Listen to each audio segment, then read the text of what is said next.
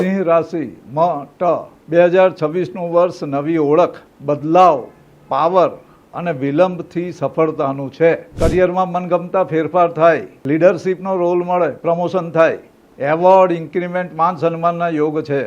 સરકારી અને કોર્પોરેટ મેનેજમેન્ટના ફિલ્ડમાં હોય તેમના માટે જોરદાર અને યાદગાર વર્ષ છે ભાઈ. આવકમાં વધારો થાય પણ ખર્ચાય વધવાના છે. પ્રોપર્ટી, વાહન, નવી મશીનરી ફેક્ટરીમાં લગાવવાની હોય એ બધા નિર્ણય છે ને બહુ વિચારપૂર્વક લેવા. ઉતાવળે કોઈની વાતમાં આવીને કામ નહીં કરવું ભાઈ. એમાંય શરૂઆતમાં 6 મહિનામાં જે મળે, જે લાભ મળે એ ઘર ભેગા કરવાના, આડાવડા ખર્ચી નહીં નાખવા. પ્રેમ સંબંધ, પ્રણય પ્રસંગમાં આ વર્ષે સારા અનુભવ થાય સિંહ રાશિવાળાને. સેલ્ફ કોન્ફિડન્સ, આત્મવિશ્વાસ વધશે. પરણેલા જોડાઓ એકબીજાને સમજીને તાલમેલ બેહાડવાનો.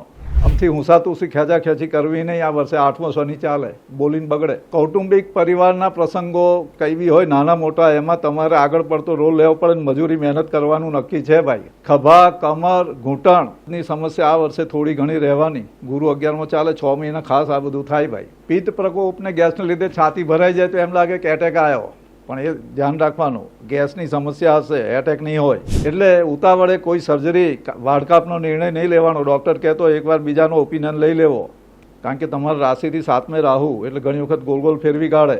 સાચવવાનું. માર્ચ, જુલાઈ અને નવેમ્બર બેસ્ટ મહિના.